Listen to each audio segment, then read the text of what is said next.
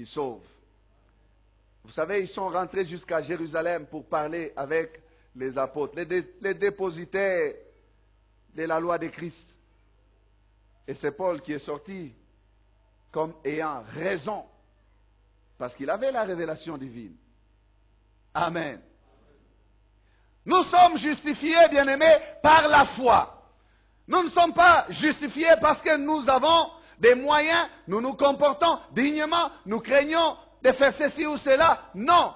Abraham l'a été sans aucune œuvre, nous aussi. Et quand David parle du bonheur de l'homme à qui l'on n'impute point ses péchés. À cause de quoi? Du pardon qu'il reçoit de Dieu. Il dit c'est un bonheur.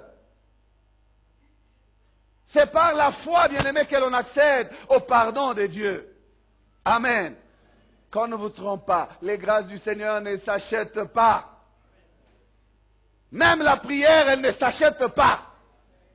Frère, même quand quelqu'un prie pour vous et que vous êtes animé du désir de lui donner de l'argent, ce n'est pas en échange de cette prière-là. Vous les bénissez par reconnaissance à Dieu qui vous a visité. Mais vous ne payez pas ce que Dieu a fait pour vous. Il n'y a pas une facture pour les grâces du Seigneur. Amen.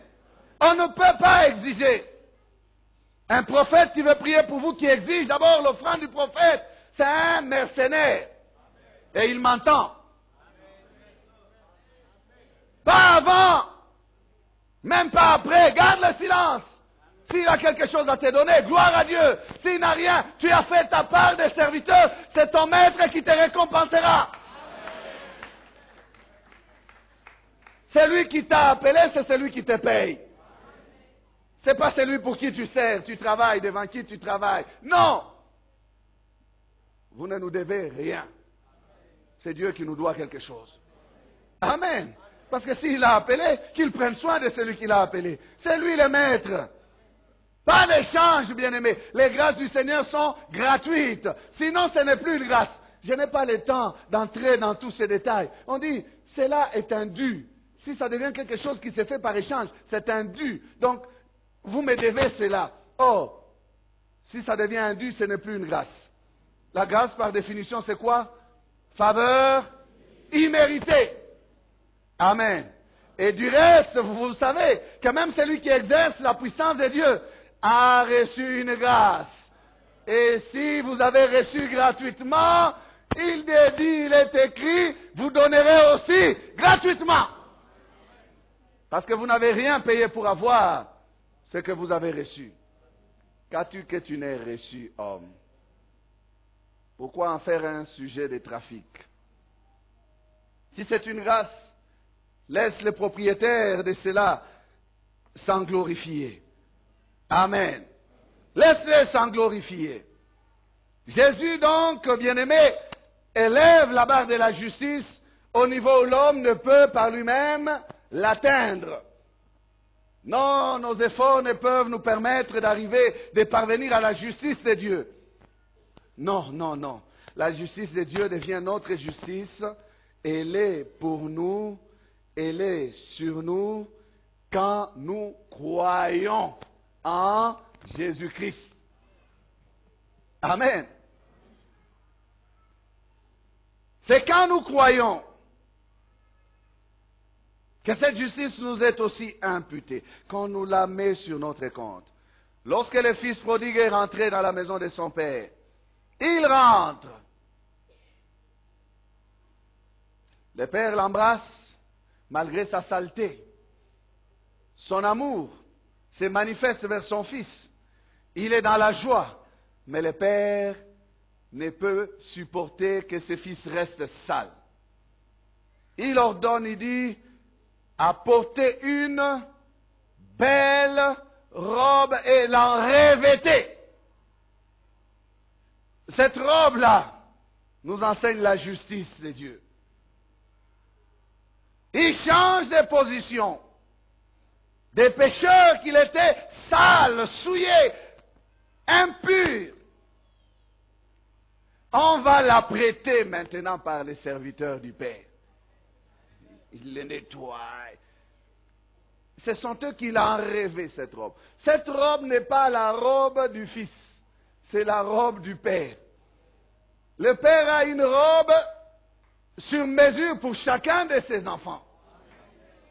Apportez vite une plus belle robe. Et cette robe, bien-aimée, elle est belle aux yeux du Père et non aux yeux du Fils. Peut-être qu'elle n'est pas à la mode. Elle n'a pas de fente comme il voudrait. Mais c'est la robe que le Père apprécie. Et le Fils est chargé d'entrer dans la présence du Père, habillé selon les rêves du Père. Que quelqu'un m'entende, bien-aimé. Pas selon ses normes à lui. C'est le Père qui veut une nouvelle robe. Qui dit, elle est belle, cette robe-là. Elle est belle par rapport au Père. Pas par rapport à la mode du Fils. Qui dit, le pays d'où je viens, on s'habillait comme ça. Moi, je ne mettrai pas cette robe. Non, le Fils n'a pas d'exigence à faire. Du reste, à cause de sa position de pécheur, il est désavantagé. Il n'a même pas la force de discuter. Il doit obéir, même si c'est une robe vieux succès. Il y entre parce que mon père qui m'a accepté de rentrer dans sa maison me demande de porter cette robe. Je vais me mettre dans sa robe. Amen. Il va se tenir dans cette robe dans la présence de son Père.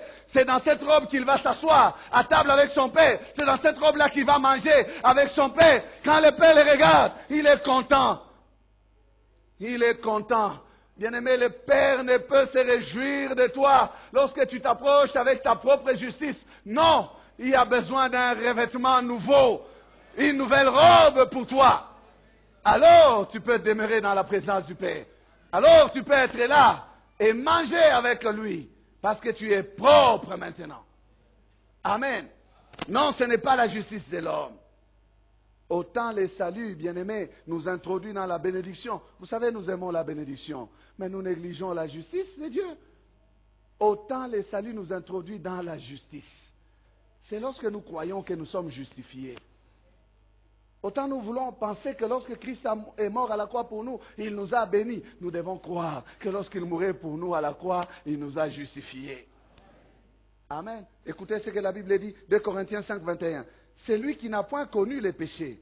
Il a fait devenir péché pour nous, afin que nous devenions en lui justice de Dieu. Amen. Pour que nous devenions comment? Justice de Dieu. Dieu poursuivait cette race des justes. Dieu voulait cette race des justes.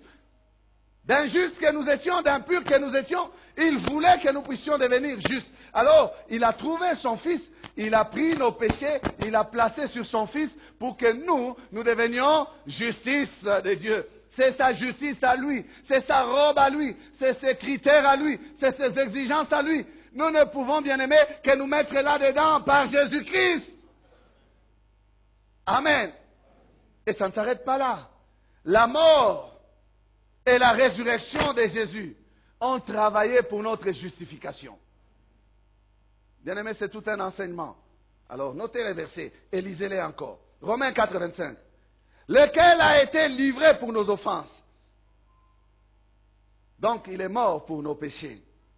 Mais il est ressuscité pour notre justification. Amen. La justice du juste, voilà sa source.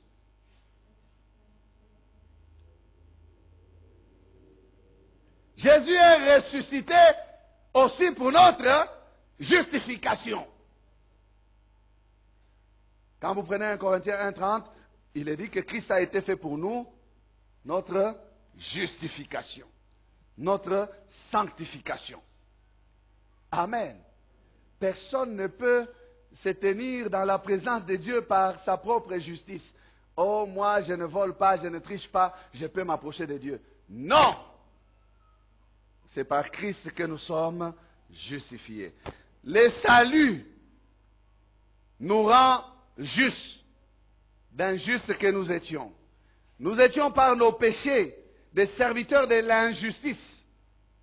Mais maintenant que nous sommes sauvés, si du moins nous le sommes, bien-aimés, parce qu'il y en a qui ne sont pas sauvés. Si vous n'êtes pas sauvés, vous êtes encore serviteurs de l'injustice. Vos membres sont des membres que vous livrez à l'iniquité, au péché. Mais écoutez, maintenant que nous sommes sauvés, nous devenons des serviteurs de la justice. Dites, de la justice. Serviteur de la justice. Je suis serviteur de la justice. Esclave de la justice. Amen. Esclave de la justice. Voilà ce que nous sommes. Romains chapitre 6, 16 à 20. C'est un peu long, nous lisons. Mais vous allez comprendre dans le contexte ce que nous enseignons ce matin. Ne savez-vous pas qu'en vous livrant à quelqu'un comme esclave pour lui obéir, vous êtes esclave de celui à qui vous obéissez, soit du péché qui conduit à la mort, soit de l'obéissance qui conduit à la justice. Mais grâce soit rendue à Dieu, de ce que, après avoir été esclave du péché, vous avez obéi de cœur à la règle de doctrine dans laquelle vous avez été instruit. Qu'est-ce qu'Abraham devait faire? Instruire. Amen. Nous sommes instruits.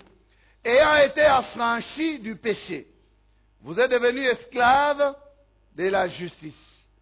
Je parle à la manière des hommes, à cause de la faiblesse de votre chair.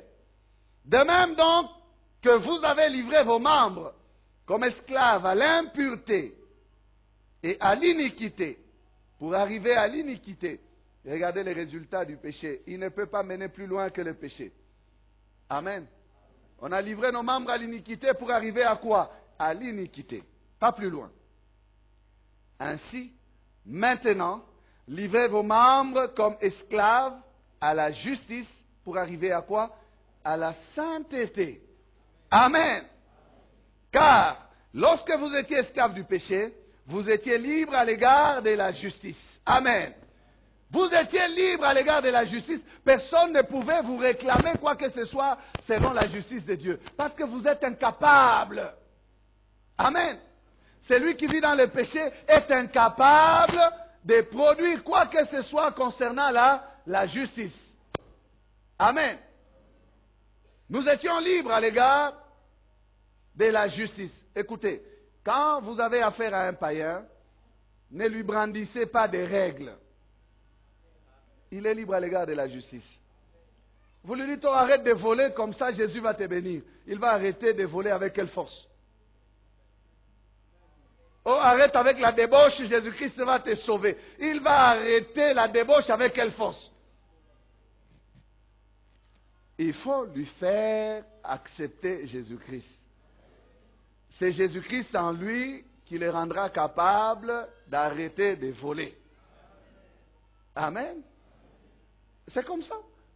Aussi longtemps que l'homme est pécheur, il est libre à l'égard de la justice.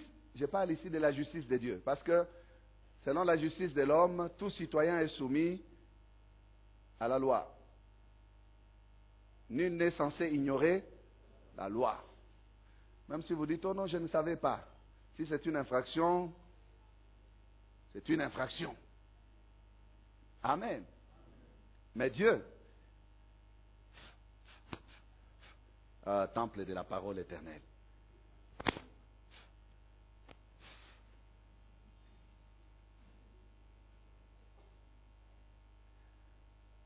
Dieu parle des temps d'ignorance. Amen. Les péchés commis au temps d'ignorance, pour quelqu'un qui vient d'arriver maintenant là et qui se donne à Christ, ce péché tombe. Amen. Parce qu'il était libre à l'égard de la justice. Je ne sais pas, bien aimé, si vous me saisissez très bien. Mais il ne faut pas faire recours au temps d'ignorance alors que vous êtes en Christ. Vous dites, oh non, je suis ignorant. Non. Vous avez été vaincu par la convoitise de votre chair.